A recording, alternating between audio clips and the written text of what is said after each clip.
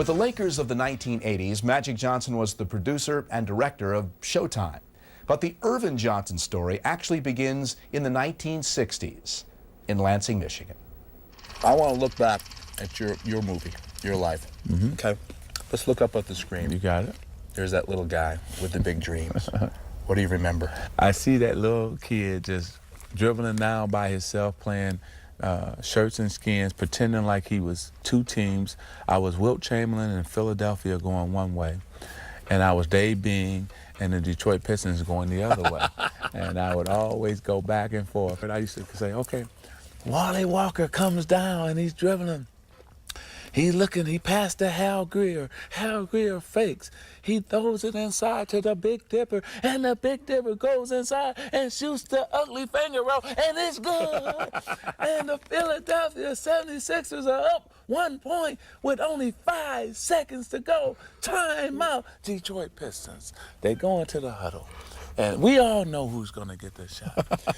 And they throw the ball in, and here comes Dave Being off a screen. He's up with a pretty jump shot. You know Dave Being had a pretty jump shot. Oh, very lovely. Good! And the Detroit Pistons upset the 76ers. Oh, it's unbelievable. And this is all by yourself? All by myself. Scan forward, it's 1979. Larry and Magic. I was scared to death. Here's this blonde-haired guy with a lot of hair, and Indiana State, and he was Mr. Basketball, College Player of the Year, and they had won 33 in a row, I think. Right. Mm-hmm. And the stage is set. They had just beat DePaul, and here we are. We just beat Penn, and the stage is set because everybody wanted to see Bird versus Magic. All of a sudden, here come Larry Bird, got that crowd going, and they chipped that lead all the way down to 5 points. Had a chance to cut it to 3, and they missed a wide open shot. And then we got down, and I dunked on the guy, and that's what won the game. I had a 3, actually it was a 4-point play because they called him for undercutting me. Mm-hmm. And we went up, 9 points, and that was the end of it. But you talking about a form, and you talking about pressure, and you talking about just happy. But I was happy to beat Larry Bird, but I was also disappointed that the game had to stop because I had never been in such a great game with such a great player. And that started our friendship off, that game, actually. And I saw him, after we had won, I saw him sitting on the bench with the towel over his head, just crying, and I was like, wow, that could have been me, Opening night for the Lakers.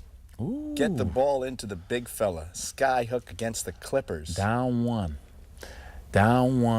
I was so scared. We ran a play up. We brought a guy off of Kareem, but we threw it right into Kareem. I think it was only 2 or 3 seconds left. He takes one dribble, turns around, shoots a sky hook at the free throw line. All net. I go jump in his arms. I'm bear hugging him too, real tight, and I'm just riding him, right? So he gets me off of him. We go into the locker room, and I'm looking at it right now. It's amazing. And he said, Buck, come here, because they used to call me Buck back then. He said, look, we got 81 more games to play. Don't do that no more. And I says to him, Roy, I says, if you shoot a shot that great 81 more times, I'm going to be jumping in your arms 81 more times. I love it. The 6th game of the 1980 championships, Kareem is out, bum ankle. He's in Los Angeles, you're jumping center. Brent Musburger's laughing at you jumping center, and you took over the game. Philadelphia is laughing, Brent is laughing, everybody, probably the country is laughing.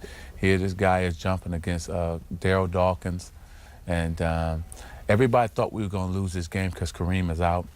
But we just ran them and played our game. And I finally got a chance to show them my skills because remember I said you always sometimes have to tailor your game back? Well, that game I got to show everything that I could do offensively, and we won that game. But the funny thing is, Roy, Rick Barry came into the locker room just like it was yesterday, and he says, I've never been in such a quiet championship. You just won the championship.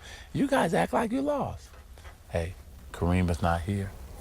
And that's why we're not celebrating until we get back to L.A. The junior sky hook against the Celtics. The greatest shot I've ever shot. The year before I had lost, I had dribbled the clock out, and I put that in my memory bank to make sure that I didn't let that happen. The play was supposed to go into Kareem, and what happened was they wasn't a good angle. So I said, okay, they switched out on me and had Kevin McHale on me.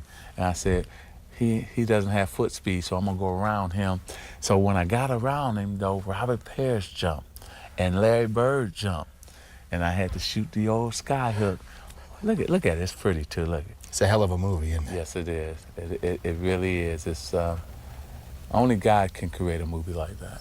You know, I'm sitting here and I don't want the movie to go off.